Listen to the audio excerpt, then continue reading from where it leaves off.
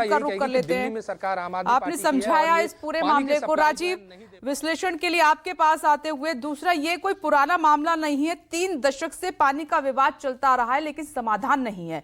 चुनाव के वक्त जो है आप देख रहे हैं किस तरह के आरोप लग रहे हैं, और यमुना का जो पानी है अचानक से इतना जहरीला कैसे होने लगा है, क्या एक चुनावी मुद्दा है? और दूसरा सवाल ये कि आखिरी हफ्ते में दिग्गजों का जो जोर है प्रचार में, उसे आप कैसे देख रहे हैं? कितना माहौल बदल जाएगा?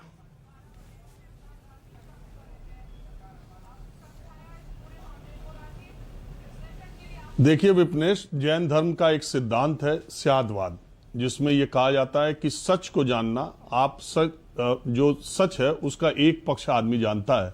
वो उदाहरण देता है कि अगर हाथी को, अंधे को हाथी का पैर दे दिया जाए, उससे पूछा जाए कि हाथी कैसा है तो वो कहेगा खंभा है। अगर कान पकड़ा दिया जाए तो वो कहेगा कि पंखा है। और अगर उसकी पीठ पर हाथ फिरवाया जाए तो वो कहेगा हाथी दीवार जैसा है। ठीक ऐसे ही जो ये जो पानी का विवाद है, इसमें जितने पक्ष हैं वो एक एक पक्ष सामने आ रहे हैं। मैंने पहले भी कहा कि अरविंद केजरीवाल राजनीति के बहुत माहिर खिलाड़ी हैं। अब तक यमुना की गंदगी को लेकर भारतीय जनता पार्टी उन पर हमलावर थी और यमुना में पूरी तरह से विफल उसकी सफाई को लेकर। अब अरविंद केजरीवाल ने जो अमोनिया की बढ़ते हुई मात्रा को लेकर इतना बड़ा विवाद और इतना बड़ा बयान दिया है, निश्चित तौर पर किसी मुख्यमंत्री ने किसी दूसरी सरकार पर ऐसे आरोप नहीं लगाए होंगे कि पानी में जहर मिला दिया गया है और इससे बहुत बड़ा जान का खतरा हो सकता है दिल्ली वालों के लिए।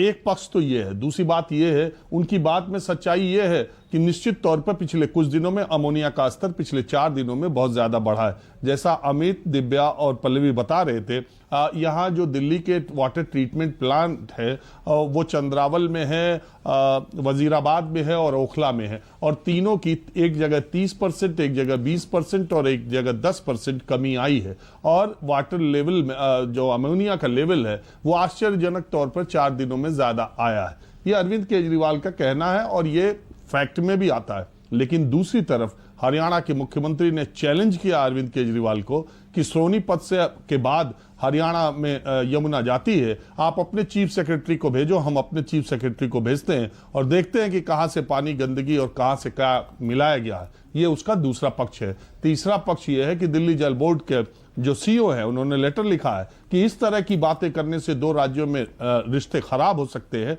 और फरवरी तक, अक्टूबर नवंबर से लेकर फरवरी तक अमोनिया का लेवल बढ़ता है और यह हमेशा की प्रक्रिया रही है और इस बार है और ऐसा कहना गलत है।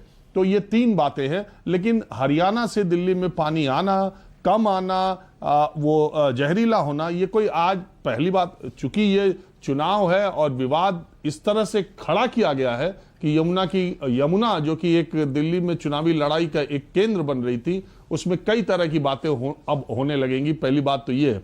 दूसरी बात ये है कि मुझे जहां तक याद आता है, जून के महीने में भी जो सीएम आतिशी हैं आजकल, वो जून के महीने में भी इस मसले को लेकर एक बार उन्होंने विरोध प्रदर्शन किया था हरियाणा से पानी आने को लेकर। और जैसा पल्लवी बता रही थी कि 1000 किलोमीटर से ज्यादा यमुना बहती है पूरे देश में। कुछ किलोमीटर, 20-30 किलोमीटर मान लीजिए, वजीराबाद से शुरू होकर ओखला के बाद फिर वो उत्तर प्रदेश, हरियाणा में एंटर करते हुए उत्तर प्रदेश को निकल जाती है नदी।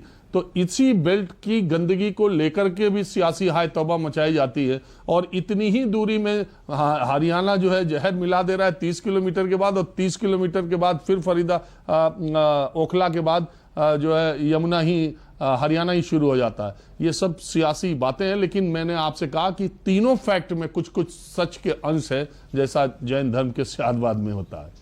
जी राजीव।